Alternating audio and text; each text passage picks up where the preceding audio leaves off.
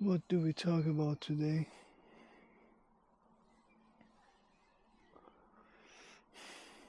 I think there is something that I really want to share with you. Something very important. It just came to my mind.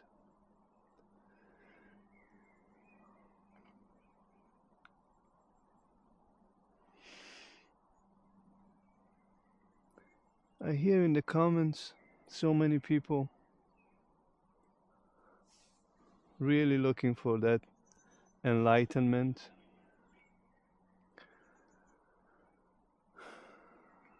I was personally one of those people myself, long time ago.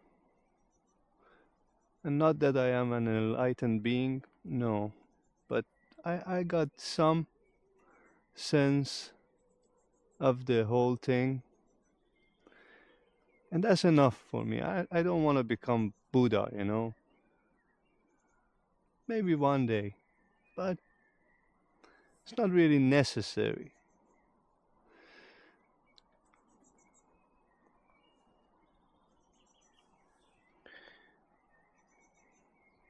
I know now people will be like, no, that's necessary. You have to become enlightened. But not really. You don't really need enlightenment. A small awakening is enough. Just a small one. Like what Zen masters would say as a clash of thunder, you know? Just a small clash of thunder. You don't fully die, you know, you survive. And then you just come to your senses, right? But enlightenment is just like this. You gotta accept that you're dead, you know, you're just like gone, past, finished.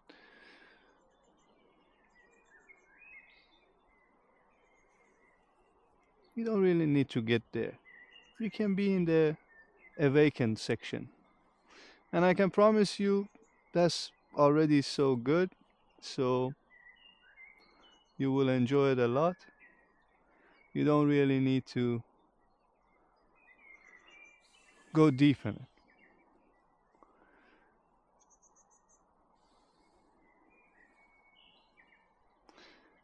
And I know now your mind is just creating all these thoughts that how can I just accept to not be free, enlightened fully, and only live this life? This is the tricky part. This is usually where people fall off. I've seen so many awakened people, and I also seen so many people that they think they are awakened. I've met enlightened beings, and I also met so many people that they think they are enlightened beings. So it's just like a mishmash. You can't really figure things out by the appearance. You gotta go a little bit deeper, a little bit closer.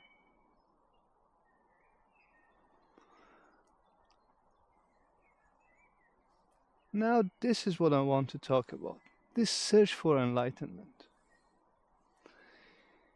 Search for enlightenment is a very tricky search because most of us here, I talk about these things myself because I know you will like it. Like here and now, enlightenment is just right now. Enlightenment is not a search, it's a realization. All these things, be here now, all Zen, right? All really nice and thoughtful, but very, it's not practical. You can't just like be here now, right? You just need to be there too as well. It's just life. You can't only be here now. You have to think about tomorrow. You have to do all these plannings and everything, right? Assuming you just want to become awakened. But if you want to really become enlightened, yeah, just sit and do nothing. I don't know, perhaps 12 hours a day, and then a few hours eat, go to sleep, wake up again, 12 hours, meditate. Perhaps you will get there. But you're not there, right? You live in this life. You just like have to go through life every day. This search for enlightenment, whoever tells you that you have to realize that it's just here, look around you, everything is just so beautiful, everything is just so divine. That's not gonna work. That's not gonna work because these talks are nice, are beautiful, but it's kind of not suited for the modern life. All these talks comes from 2000 years ago, 3000 years ago, 5000 years ago. It was pretty much suited for that lifestyle, like easy. Easily you could be a beggar and just go city by city and search for this enlightenment. Perhaps you will find a teacher, a master, and everything is just like a master disciplehood thing. Like it's not like internet 3000 years ago. Ananda would be just like googling, yes, how to find Buddha, and then Google Maps on Buddha, then Ananda goes find Buddha, and then Buddha teaches Ananda how to become enlightened, then Ananda at the end becomes enlightened. It doesn't work like that. Ananda has to come across Buddha somewhere. Yes, heard about Buddha, there is some Buddha somewhere that Ananda can go and find and become a disciple. Perhaps goes and find Buddha and sits by the discourses of Buddha for perhaps 40 years and it still didn't get enlightened. Like after 40 years, I hope I'm right, maybe it was 20, but after 40 years, it still wasn't enlightened. He lived with Buddha, right? He lived with Buddha. Every discourse he was there. He traveled with Buddha. He was the most loyal disciple of Buddha. He didn't get enlightened. Like that can just almost not be possible, right? If Buddha was so cool and so good, Ananda should have been enlightened by that time. And so many other disciples got enlightened before Ananda, right?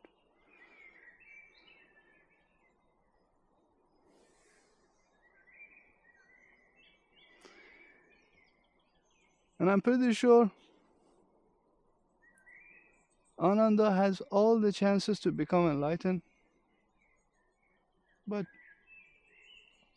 he perhaps preferred Buddha over his own enlightenment and waited until the Buddha died, and after Buddha died, right the same night, Ananda becomes enlightened.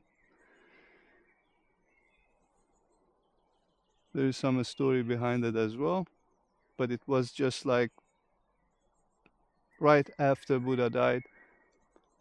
Perhaps Ananda was holding on to Buddha, and that was the whole thing. After Buddha died, Ananda was like, well, what now? I haven't got enlightened when Buddha was around. How can I become enlightened when Buddha is not around?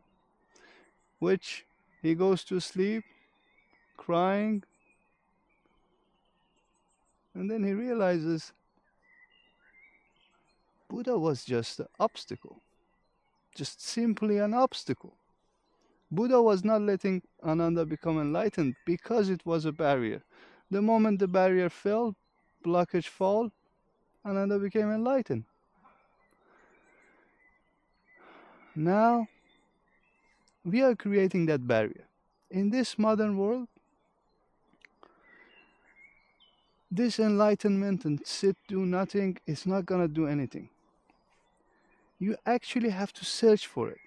Every single day, you actually have to appoint yourself to become enlightened or awakened, right? But this is a search. This is a everyday activity. It's not like, yeah, I will sit here, meditate, and I do nothing, and I will become enlightened or awakened or whatever. No, it doesn't work like that. You have to commit yourself to this process. And then eventually you will get to a point that you will realize, okay, sitting and doing nothing is also cool. But you have to get there first. You have to make it a mission. Meditation is one of the easiest ways that you can get there. If you put meditation in your life, slowly, you will realize that what you are living in this reality is not,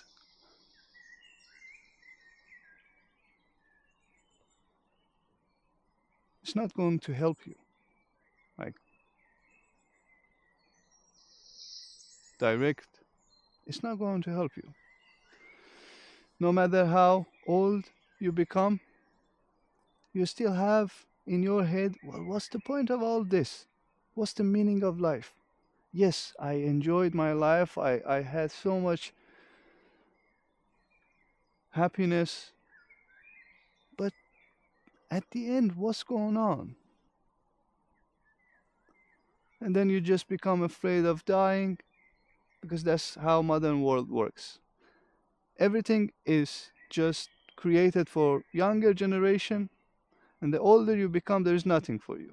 Like you just go and we don't care about you because you can't really consume as a younger generation. You can't really participate in so many activities that a younger generation would do. You don't go to the concerts, you don't go to cinemas, you don't do anything. So you just go away because you're not really helpful to the industry, and also you might also become retired and we have to pay for your well-being and everything, right? In this modern world, when you become old, you actually become afraid, fearful, right? You feel that, okay, half of my life is gone now, and the next half I'm closer to my bed, this bed, than my date of birth.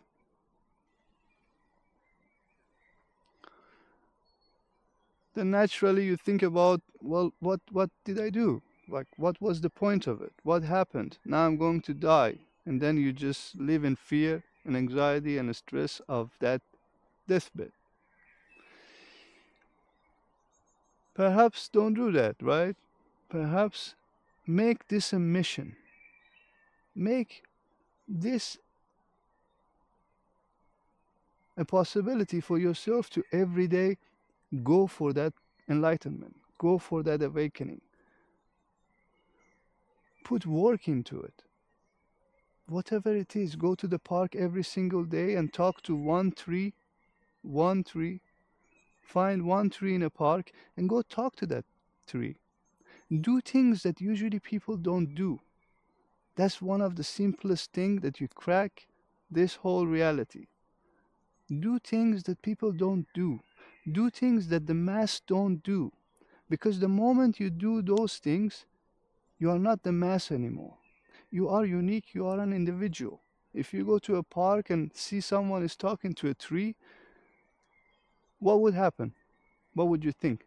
Like that person is crazy, right? That's just what you would think.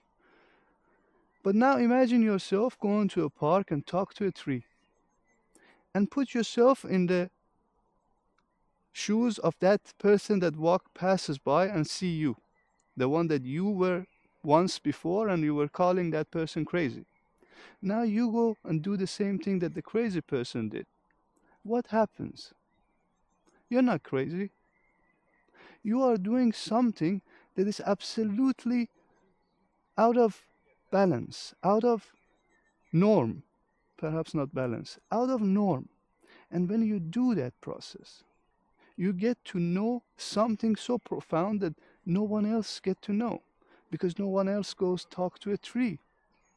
But if you go talk to a tree, you will receive something, right? You can't be just talking to a tree and not receive anything. You will receive something. Either it's from the tree or for your mind. Whatever it is, you will receive something.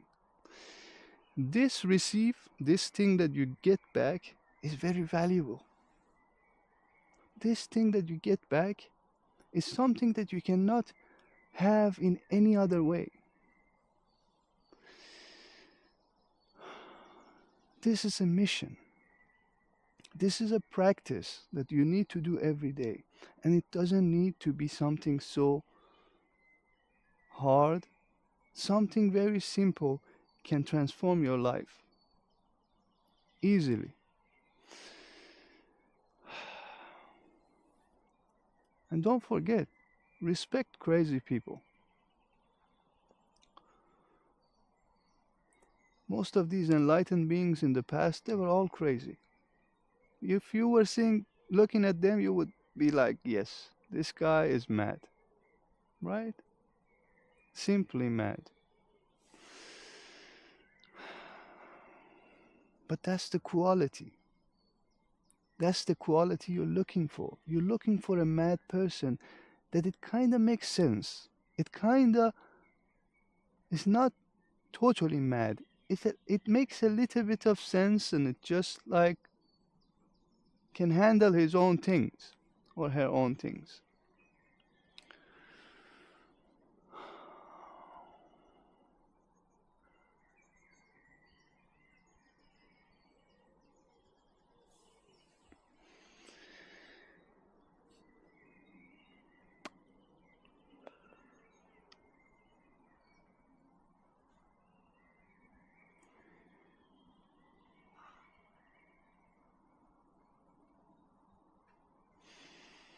Yeah.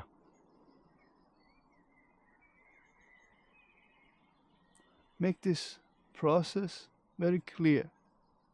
If you really want to free yourself from whatever you're living, if you really want to come out of it, make this process very clear. Talk about it with yourself that every single day I want to realize what's really happening. What is going on with me?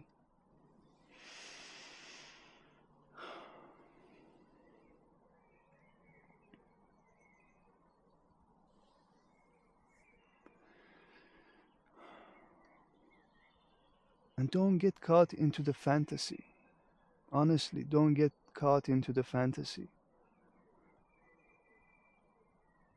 So many people usually think about as enlightenment something very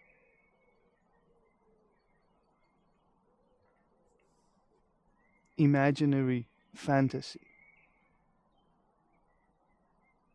But it's more real than this reality. It's not any fantasy.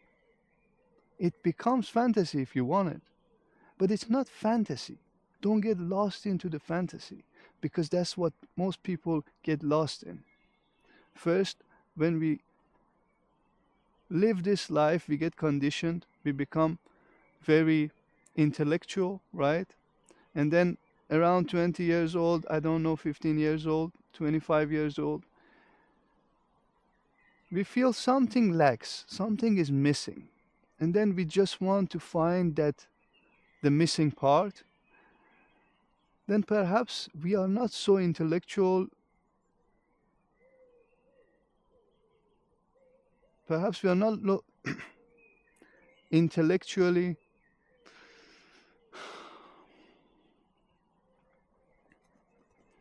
anyways. At some point you will try to become a little bit more spiritual. No matter how scientific you look at things, you think about the spiritual part, because the real science the real scientist always doubts, right? And and also never reject a spirituality, because the moment you reject the spirituality, you're not a scientist anymore. Like, definition of science is only reject things that you can't really reject, things if you can prove otherwise, right? So science can't really explain all this spiritualism, right? Then they don't also reject it. But as a scientific person, you would think about that part as well. You would be like, is these things that people talk about, is it real? Like all these energy healing, energy talking, all these new generation healers, is it really real? Because it seems like so many people are just going for it, right? So many people are even paying for energy healing, right? And for some people, it's very absurd. Why would you just want to pay for energy healing? Like that's of course not gonna work, right? That's of course just like it's a it's a sham. But you in your head, you're like, but what if it's not a sham, right? What if it's real? Let me try it. And you go and pay for it. However, you have so much doubt in your head, even if you receive a nice energy, you might just question it so much that it doesn't make anything out of it, right? But also, you might uh, find so many energy healer scammers. I don't know, so many things also is happening right now in this digital world, because it's a great business. If you look at the spirituality, it's the best business. Like you can't prove otherwise, so I can sell whatever I want to you, and you can't tell me not, and you're just curious enough, and then I will just give you whatever, and it works because you can't prove otherwise.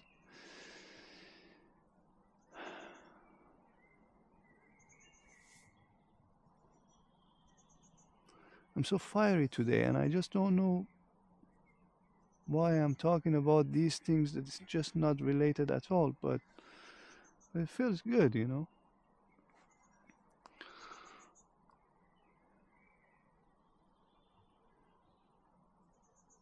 Yeah.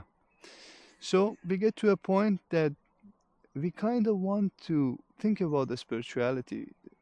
Everything just comes to our mind, and we are curious about it. We want to know what's going on, what's happening. Like all these people talking about awakening, enlightenment, kundalini, meditation. I also want to experience that. That's the point. Don't get lost into that part. That part is more like a circus, right? You should be able to also navigate yourself inside the circus.